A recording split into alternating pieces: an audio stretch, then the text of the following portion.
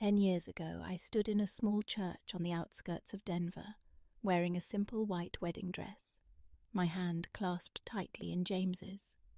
The autumn breeze drifted through the stained glass windows, carrying the scent of dry golden leaves and the faint chime of the church bells.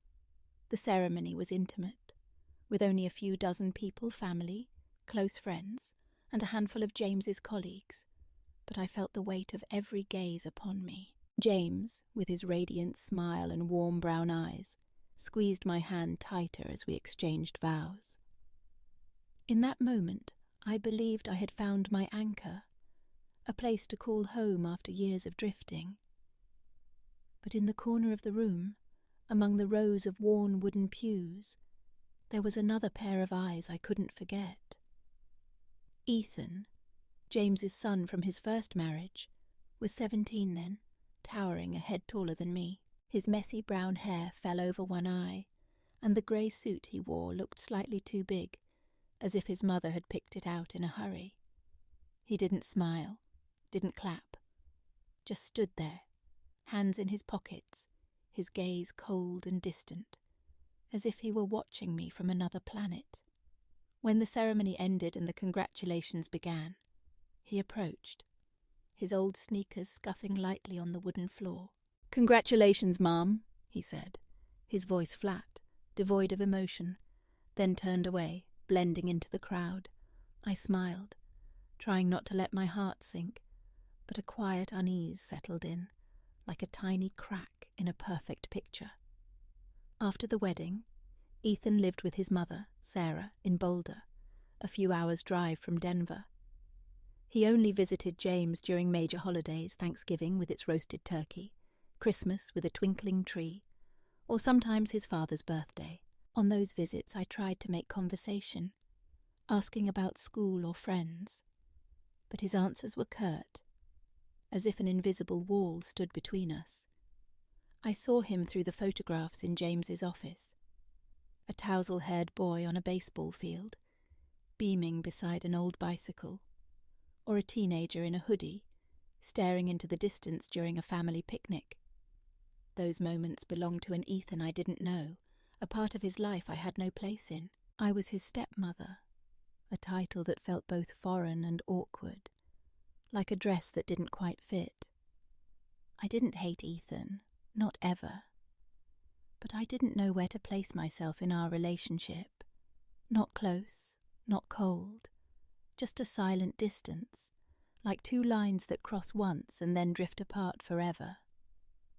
I told myself it was fine, that every blended family had its gaps, and I could live with them. Life with James was steady, but sometimes it felt like I was walking a path already drawn for me. James managed a construction company, often coming home late, smelling of coffee and paperwork. We ate dinner together, watched the news, talked about the weather or weekend plans, but those conversations rarely touched anything deeper. I worked part-time at the local library, shelving books, chatting with patrons, and returned to our small house with its white picket fence, daisy planters on the porch, and a lazy cat named Dusty. Everything was in its place, peaceful. But there were nights, lying beside James, listening to his steady breathing, when I wondered, is this all there is? Am I missing something? Everything changed in the summer when Ethan was 20. It was a Wednesday afternoon, and I was dusting the bookshelf in the living room when James called from his office. "Emily, Ethan's coming to live with us for a while," he said, his voice low but firm, as if the decision was already made. I paused, looking out the window, where sunlight filtered through the trees. Ethan's mother, Sarah, had remarried and moved to Canada with her new husband. Ethan, in a sudden move, had dropped out of college mid-semester, leaving behind unfinished credits and vague explanations. "He needs a place to get his bearings, to figure things out," James said. I nodded into the phone, my usual gentle smile in place. "Of course, it's for the best." But when I hung up, I stood there, still holding the dustcloth, a chill running through me despite the summer heat. Ethan arrived on a Saturday, dragging a worn black suitcase and a canvas bag with a guitar stuffed inside. He wore a grey t-shirt, faded jeans, and his brown hair was longer than the last time I saw him, falling over one eye. "Hey, Mom," he said, that same flat tone, but there was a flicker in his eyes, like he was studying me more closely. I welcomed him in, showed him the spare room at the end of the hall, a former storage space we'd hastily cleared out, and tried to act natural. But as he crossed the threshold, I felt the house shrink, as if my familiar space had been invaded by something intangible. Those first days, Ethan's presence shifted things in ways I didn't immediately grasp. The oak dining table now had an extra chair, an old one I'd pulled from the garage and dusted off. Footsteps echoed from the end of the hall each morning. Soft, but enough to startle me as I brewed coffee. The living room light sometimes glowed late into the night, casting blue flickers on the walls as Ethan watched movies or played video games, headphones on, sealed off from the world. He wasn't loud, wasn't disruptive, but there was something about him that made me feel like I was relearning how to live in my own home. One evening, with James still at the office, I stepped onto the back porch to water my daisy planters, seeking a moment of calm in the routine. Then I heard guitar music drifting from Ethan's room through a cracked window. The notes were slow, melancholic, like a story told without words, each chord tugging at something deep inside me. I stopped, the watering can still in my hand, listening until the music faded. When I went back inside, Ethan was standing in the kitchen doorway, holding a glass of water, watching me. "You heard that?" he asked, his voice soft, almost a whisper. I nodded, managing an awkward smile. "It was really good, Ethan." He shrugged, but his gaze lingered on me longer than usual, like he was searching for something I didn't know how to give. I turned away, busying myself with rinsing a glass, but the sound of that guitar stayed with me all night, echoing in my mind like a question I couldn't answer. Without James around, Ethan and I started having moments together, though I didn't seek them out. One evening when James was stuck late at a meeting, I decided to make spaghetti with marinara sauce, something I cooked when I wanted things to feel normal. I set 2 plates on the table and called Ethan from his room. He came out wearing a black t-shirt, hair mussed, and sat across from me. "Thanks, Mom," he said, his voice low and even, and we ate in silence. The ticking of the clock in the corner was deafening, as if reminding me that this quiet wasn't natural. I tried to make conversation, asking about his old college, why he left, but his answers were clipped, like he wasn't ready to open up. "It just didn't feel right," he said, eyes on his plate. I nodded, not pushing, but the silence grew heavier. Then I dropped a stainless steel plate on the floor, the clatter shattering the stillness. Ethan bent down to pick it up before I could, his fingers brushing mine for a fleeting moment, unintentional but enough to make me flinch. I pulled my hand back, feeling a spark, like a tiny electric shock. He looked at me, saying nothing, his gaze deep and calm, as if he'd just noticed something I wasn't ready to admit. I forced a smile, lowered my head, and kept eating, but my hand trembled slightly as I held my fork. Moments like that started happening more often, like grains of sand slipping into an hourglass, small but shifting the balance. Ethan pulled out my chair when I sat at the table, a small gesture but so natural it felt like he was always thinking ahead for me. One day, as I tended to the daisy planters on the porch, he brought out a glass of iced water, condensation glistening in the sunlight. "Drink, Mom, it's hot out," he said, standing there, saying nothing more, just watching me with a faint smile. "Thanks," I said, my voice catching, as if I were hiding something. I took a sip, the cold sliding down my throat, but his gaze stayed, making my heart beat faster than it should. One night, the sky turned black with a sudden power outage, plunging the neighborhood into darkness. I was in the kitchen rummaging through a drawer for candles when Ethan appeared from the hallway, holding a lit candle, its flickering light dancing across his face. "You okay, Mom?" he asked, his voice soft, almost tender. In the dim glow, his features looked softer than usual, his brown eyes catching the light like they held an untold story. "Yeah, it's just dark," I said, managing a weak smile to break the tension. We searched for more candles, moving through the cramped kitchen. As I reached for a box of matches on a shelf, my hand brushed his, not hard, but enough to make me freeze. My heart pounded, loud in my ears. Ethan didn't pull away immediately, just looked at me, his gaze unwavering, as if waiting for me to do something. I turned away quickly, mumbling about needing a flashlight, but that touch, brief as it was, clung to me all night, like a melody I couldn't shake.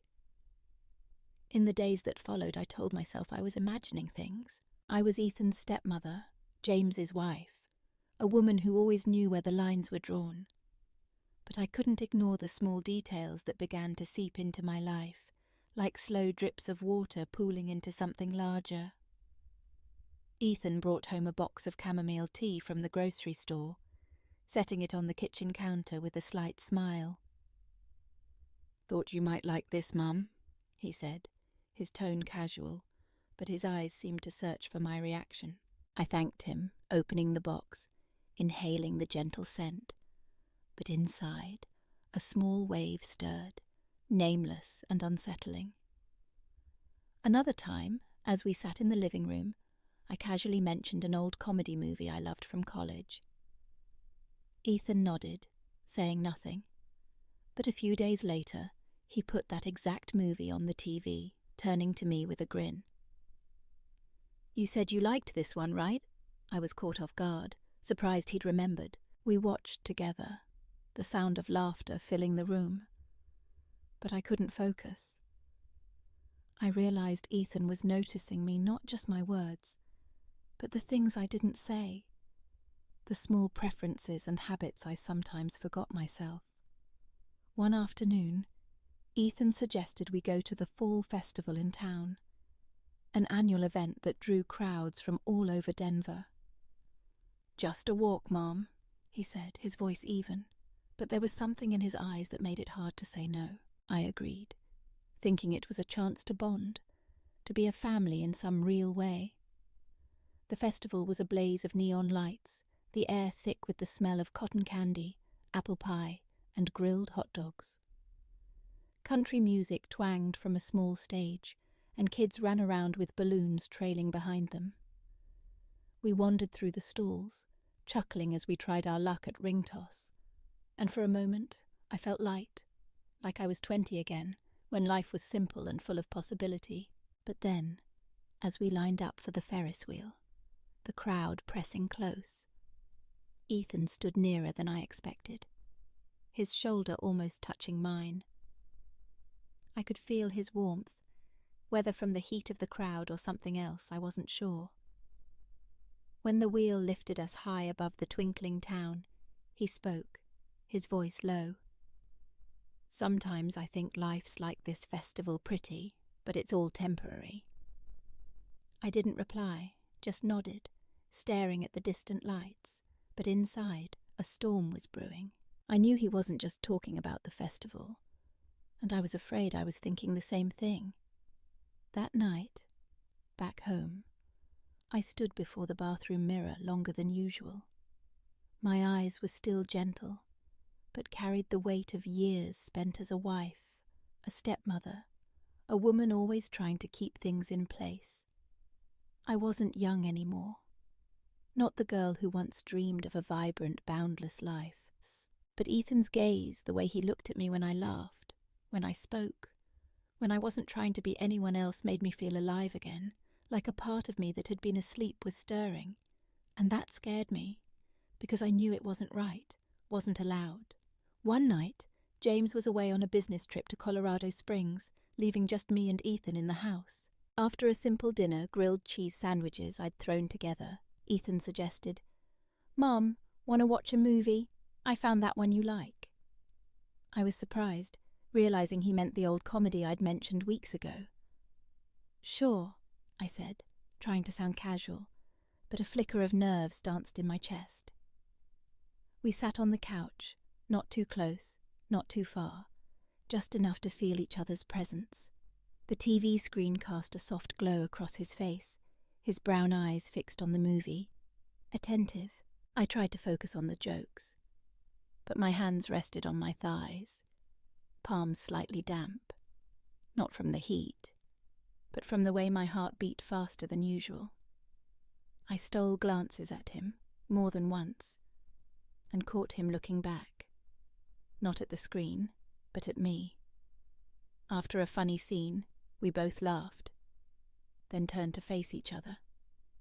For a moment, his gaze held mine, not rushed, not demanding, but far from careless. Time slowed, the TV laughter fading into the background. "Do you ever feel like you're living someone else's life?" he asked, his voice low, as if the question had been waiting in his chest for the right moment to escape. My heart stilled, the world holding its breath. I knew what he meant, and the worst part was that I'd felt it 2 days when I woke up, played my roles perfectly, but felt like my soul belonged to someone freer, more alive. "Yes," I said, my voice barely audible, as if admitting it was a sin. "Some days are like that." I stood quickly, mumbling about needing water, my hands trembling as I opened the fridge. "Want anything?"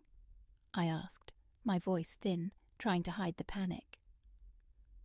"I'm good," Ethan said, his tone steady, but I felt his eyes follow me across the dim kitchen. I came back, sitting a little farther away, but the movie ended, and I couldn't recall what it was about. All I remembered was the suffocating feeling in my chest, like standing on the edge of a cliff, unsure whether to step forward or back. In the days that followed, I tried to return to my role as stepmother, to keep everything in its place. I woke early, brewed coffee, made breakfast with toast and eggs, opened the curtains to let sunlight flood the house. But Ethan was everywhere, not in grand gestures, but in small, deliberate details, like ink seeping into paper. He helped wash dishes after dinner, wiped down the kitchen table, and once left a book on the counter, a worn copy of Mary Oliver's poems, its cover soft from use, with a handwritten note inside. "For days that need a little new air."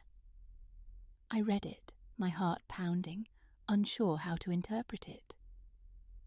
"Found it at a used bookstore," he said when I asked, his voice light, but his eyes seemed to wait for something more. One evening, as I folded laundry in the living room, I overheard Ethan on the phone in his room, the door slightly ajar.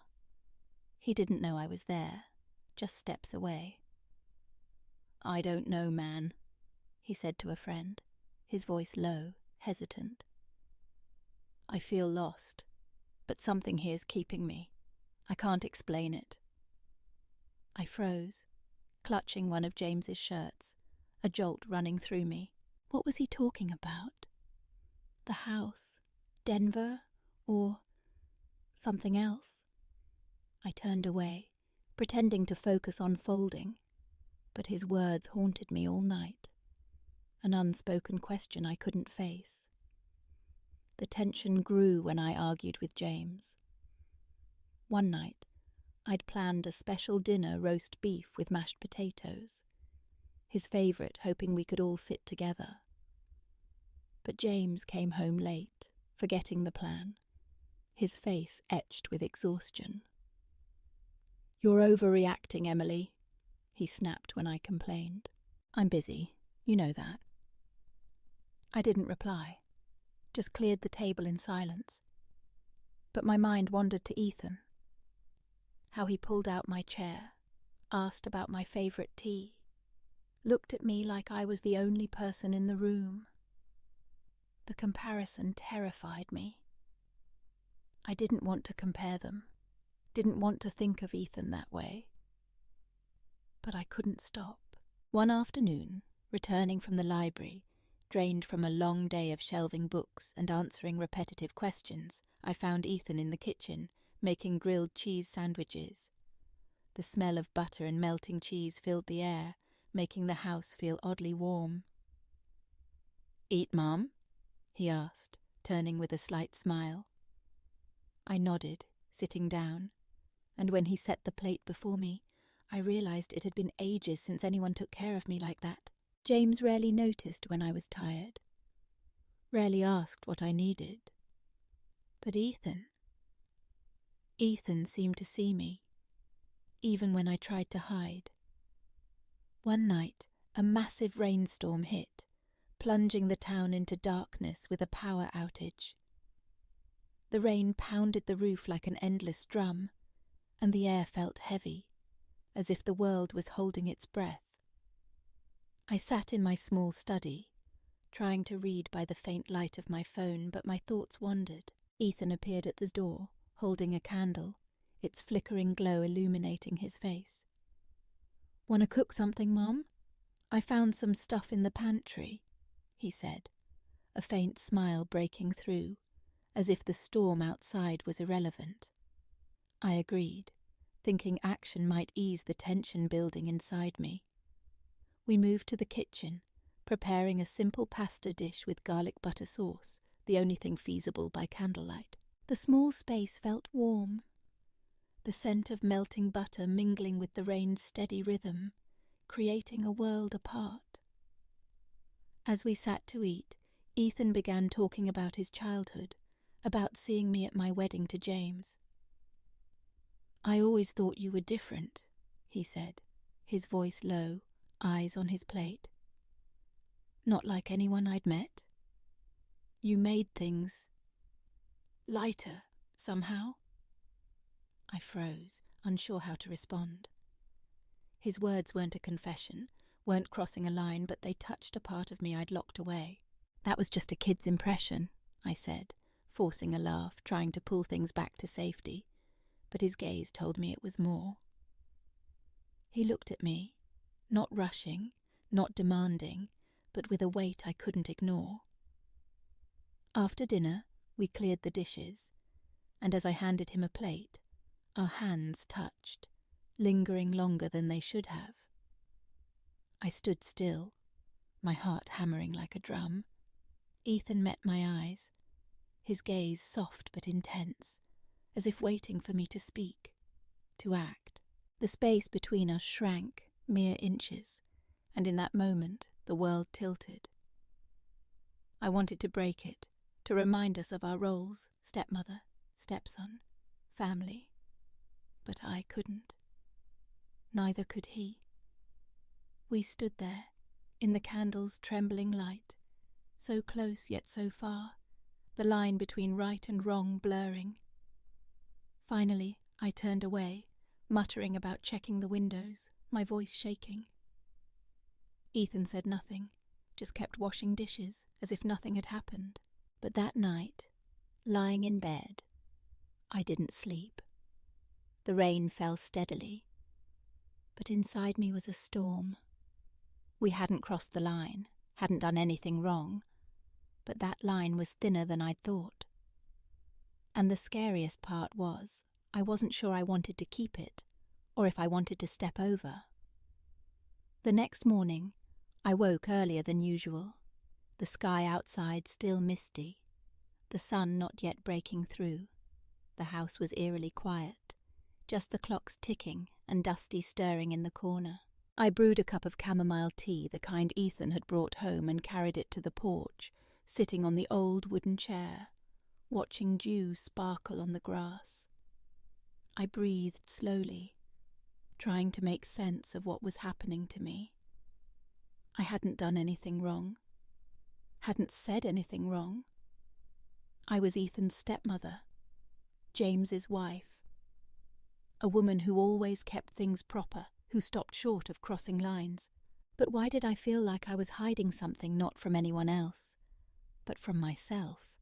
I decided to draw a line, not because I was stronger than anyone, but because I needed to hold on to a piece of myself. The piece I'd lost somewhere in the years of being a wife, a stepmother, a woman always trying to please others. I took a small piece of paper and wrote, "Good luck with your interview, Ethan. I know you'll do great." I left it on the kitchen table, next to the cereal box, and retreated to my room, closing the door. When Ethan woke, I heard him walk to the kitchen, pause for a moment reading the note, perhaps then leave. The front door closed softly, nothing out of the ordinary, but I knew that moment was a turning point, a silent goodbye. I sat on the bed, clutching my cooled tea, feeling both relieved and hollow. In the weeks that followed, Ethan started working at a small coffee shop near downtown Denver. He came home smelling of roasted beans, sharing stories of quirky customers, an old man who ordered lattes but never drank them, a girl who left poems on napkins. He smiled more, finding his own rhythm, no longer the aimless young man who'd arrived with a suitcase months ago. I sought ways to fill my own life. I signed up for a painting class at the community centre, joining women like me, not young but still craving creation. I picked up a brush, painting simple scenes, a field of daisies, a road vanishing into a sunset, and felt like I was rediscovering a part of myself, a part I'd forgotten how to reach. Each stroke was a reminder that I could still live, still dream, even within the boundaries I chose. James remained busy, still coming home late, but I didn't feel the same loneliness. I started sharing small things with him, a book I read, a painting I made, and though he didn't always listen, I no longer needed his attention to feel whole. I'd found that within myself. I didn't love Ethan, I knew that, even in the moments I'd stood too close to the edge. But I couldn't deny that he'd made me see myself the woman who once had dreams, who craved a life that felt true, who believed life could be a song, not just a checklist. He didn't storm into my world, but slipped in like a breeze, stirring parts I thought were dormant, and for that I was grateful, though I'd never say it aloud. One morning, weeks later, I stood on the porch, watching sunlight filter through the trees, listening to birds and distant traffic. Ethan had left early for work. James was at the office, and Dusty curled up beside me, yawning.